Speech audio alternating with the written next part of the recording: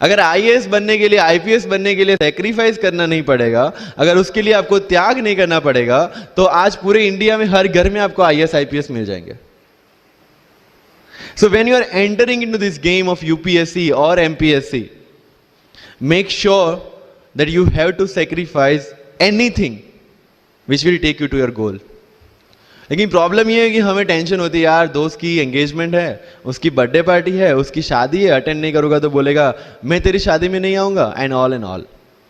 लेकिन believe me, जब आप आईएएस बन जाओगे, वो सामने से याद दिलाएगा, भाई इनविटेशन कार्ड नहीं भेजा तूने. समझ रहे हो? तो जो कुछ भी इसके लिए सेक्रीफाइस कर रहे हो, वो जब आप उस पोस्ट पे पहुंचोगे, सब कुछ वर्थ है, सब कुछ. ये जितने भी फोटोग्राफ्स लगे हैं, सर ने जैसे बताया कि जितने भी इंसान सक्सेसफुल हुए, अगर आप उसकी लाइफ स्टोरी देखेंगे तो कहीं ना कहीं एक मोमेंट आता है जहां पे वो इंसान की जो स्ट्रगल है वो पीक पे हो जाते हैं.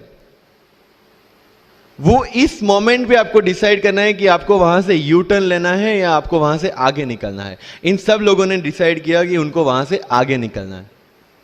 एंड दैट इज द फंडा ऑफ लाइफ. सक्सेस उन्हीं को मिलता है जो इस स्ट्रगल वाले मोमेंट से आगे निकलने की सोचता है. जब भी आपको लगे कि आपके सिर पे बहुत मुसीबत है, जब भी आपको लगे कि आप हर तरह से गिर चुके हैं, जब भी आपको लगे कि आपके पास कोई ऑप्शन नहीं है, तब एक चीज आप अपने दिमाग में लाइएगा कि यही मोमेंट है जहां से आपकी तकदीर बदलने वाली है. क्योंकि डायमंड जो होता है वो जितना ज्यादा घिसता है उतनी ज्यादा उसकी वैल्यू होती है. सोना जो होता है वो जितना ज्यादा तपता है उतनी उसकी वैल्यू होती है. अगर आप जिंदगी में तप रहे हैं, अगर आप जिंदगी में घिस रहे हैं, अगर आपको लग रहा है कि आप हर तरह से मुसीबतों में गिरे हुए हैं, तभी आपकी जो वैल्यू है वो बढ़ने वाली है. और यही मेरा एटीट्यूड रहा है. लोग बोलते हैं कि तुम्हारी फाइनेंशियल कंडीशन ठीक नहीं थी, पापा इलेक्ट्रिशियन थे, मम्मी हाउसवाइफ थी, डायमंड के कारखाने में काम करती थी, उसके बाद उन्होंने मैरिज में रोटियां बनाने का काम किया और उस तरह से मैं पढ़ा.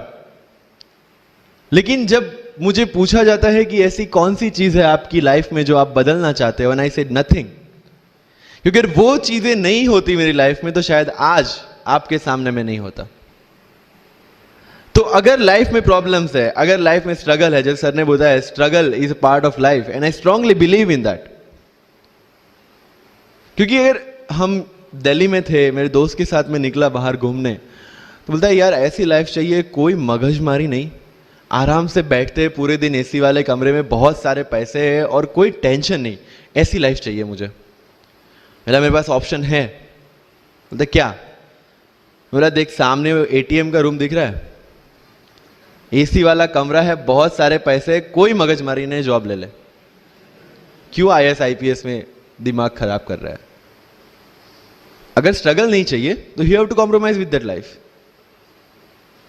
जब भारत वर्ष का सपना चंद्रगुप्त ने देखा, चाणक्य ने देखा, और उस भारत वर्ष को बनाने के लिए जब ये संघर्ष जारी था, और तब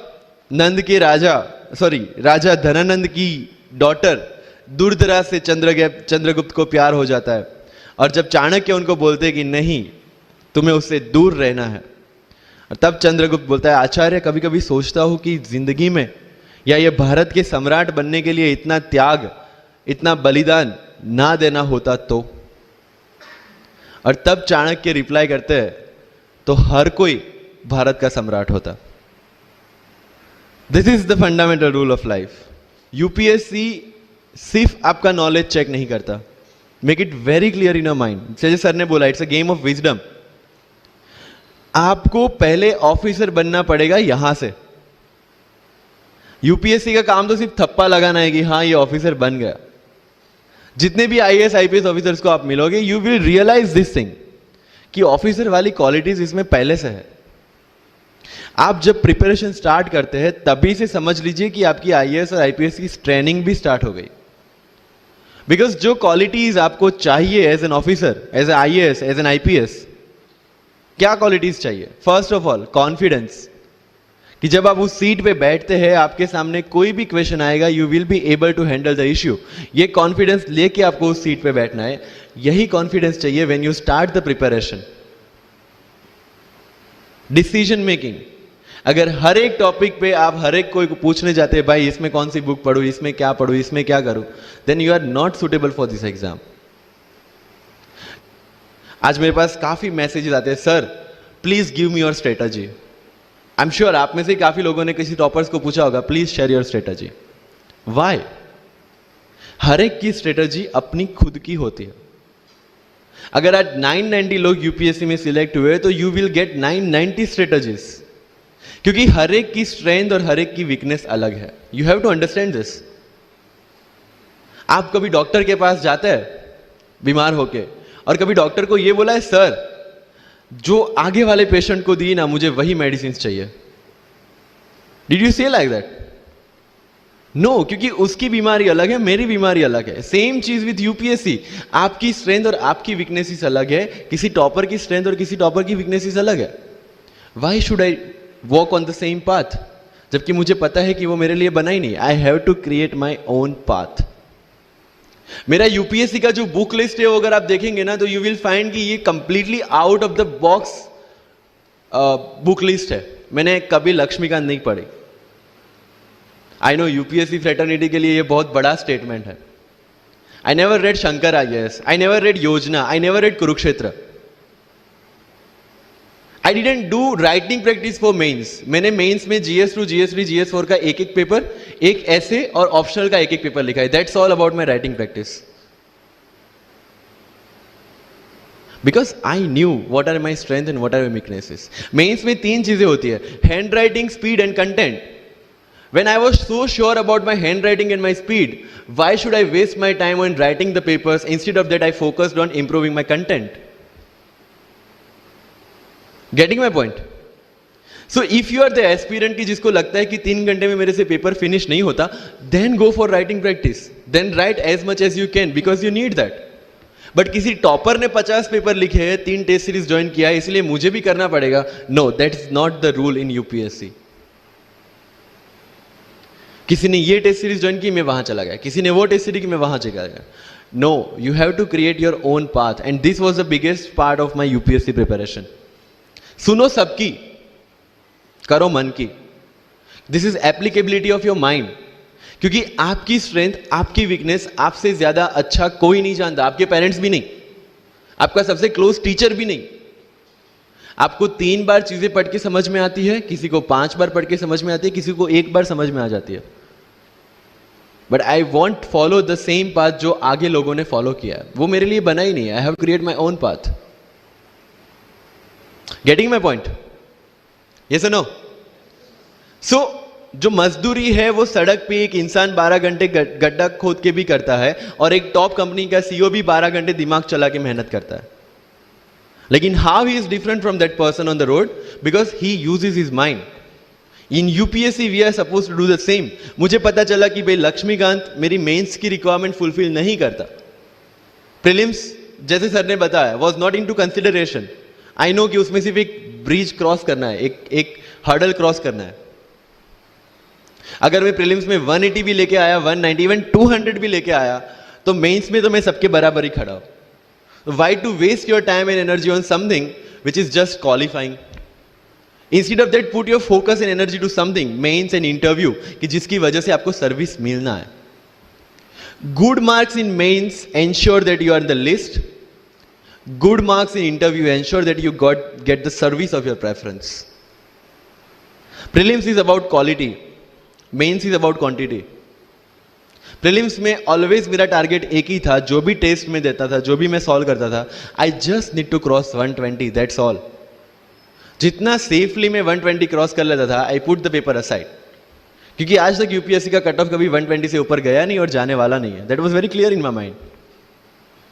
सो मिनिमम रिस्क लेके मैक्सिमम आउटपुट लेना वो प्रीलिम्स का काम था, एंड उसके लिए आपको सिर्फ प्रैक्टिस ही चाहिए। As sir said, there is no separate preparation for prelims.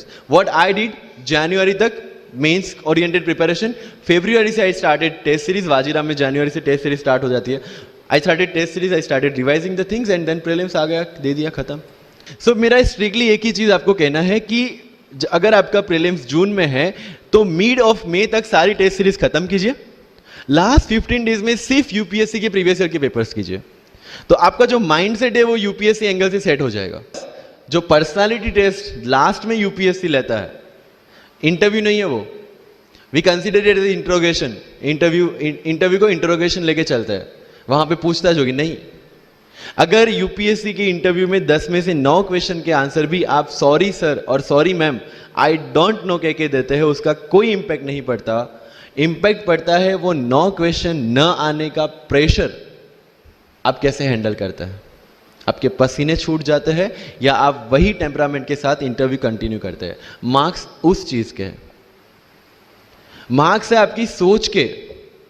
एक ऑफिसर के तौर पे जब आपको आईएएस या आईपीएस की सीट पे बिठाया जाएगा, how will you treat the citizens of this nation? What will be your attitude to each and every person who is going to come and meet you? These things are being tested during UPSC interview.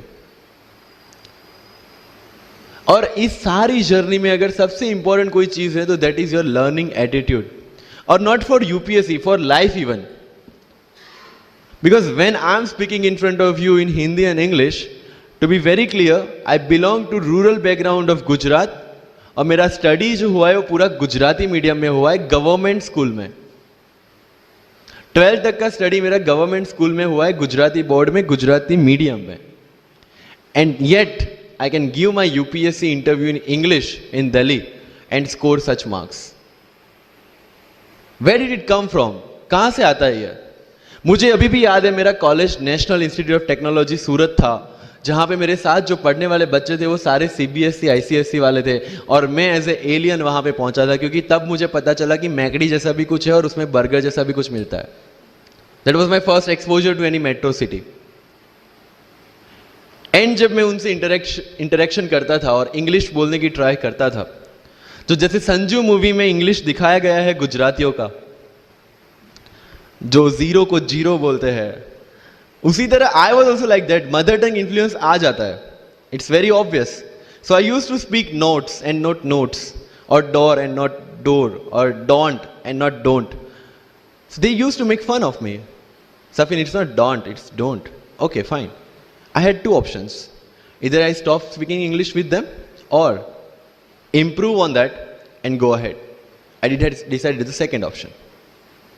When I started my preparation of civil services, जो English medium में करनी थी, वाजीराम में मैंने coaching किया, जहाँ पे पूरा इंग्लिश मीडियम में था, सारे सब्जेक्ट्स मेरे लिए नए थे. I started from the scratch. I started from the English medium NCERT of standard 5 and 6, Gujarati dictionary, Gujarati to English dictionary, and then I started my preparation. कभी कभी ऐसा होता था कि द हिंदू का पूरा एडिटोरियल पढ़ लिया और उसके बाद आई वाज लाइक कि मैंने क्या पढ़ा. ये होगा, सबके साथ होगा. बट उस जगह अगर आप टिक गए, उस जगह अगर आपने पेशेंस रखा, उस जगह आपने अगर सर्वाइव कर दिया, तो इस एग्जाम में भी सर्वाइव कर जाओगे. क्योंकि यूपीएससी की जो रेस है उसमें कभी भी कछुआ, कभी भी खरगोश नहीं जीतेगा. इसमें जीतने वाला ऑलवेज कछुआ ही होगा, जो स्लो बट स्टेडी रहेगा. लग जाते हैं 5 साल भी लग जाते हैं, 7 साल भी लग जाते हैं, 9 साल भी लगे हैं लोगों को एग्जाम क्लियर करने के लिए. लेकिन बिलीव में जब रिजल्ट आएगा ना, तो वो सारा सेक्रीफाइस आपको वर्थ लगेगा. आप पढ़िए लोगों के इंटरव्यूज. मैंने क्या किया कॉलेज के 4 साल में, I went through each and every interview of UPSC toppers on YouTube. Ira Singhal से लेकर टीना डावी मैम तक सबकी इंटरव्यूज मैंने देखे. For what? Just to know कि उन्होंने ऐसी कौन सी गलतियां की थी जिससे इनको इतना टाइम लग गया, और मुझे कौन सी गलतियां रिपीट नहीं करनी है. क्योंकि चाणक्य ने कहा है कि दूसरों के एक्सपीरियंस से जो सीखते हैं ना, वो जल्दी आगे आ जाता है. क्योंकि खुद सब कुछ अनुभव करके सीखने के लिए जिंदगी काफी छोटी है. I did the same. 4 साल में हर एक टॉपर का इंटरव्यू देख लिया, चीजें समझ ली कि ऐसी कौन सी चीजें जो इन सब ने की है, और ऐसी कौन सी चीजें हैं जो गलतियां हैं जो इन्होंने की और जो मुझे रिपीट नहीं करनी है. सो जब युद्ध के मैदान में हम उतरते हैं, इस चक्रव्यूह में उतरते हैं, तो अभिमन्यु की तरह नहीं, अर्जुन की प्रिपरेशन के साथ उतरना है कि हमें पता होना चाहिए कि इससे बाहर कैसे निकले. I did the same. College के 4 साल इंटरव्यूज देखे, ब्लॉग्स पढ़े, समझा कि इसमें कॉमन मिनिमम क्या है. वो जो कहानी अगर आपने सुनी हो कि शार्पनिंग द एक्स, रोज अगर आप पेड़ काटने के लिए जाते हैं तो you have to sharpen your axe, otherwise day by day आपकी जो एफिशिएंसी है वो कम होती जाएगी। 4 years in my college I sharpen my x, जिससे 1 साल में मुझे कहीं पे रुकना ना पड़े। This was the strategy.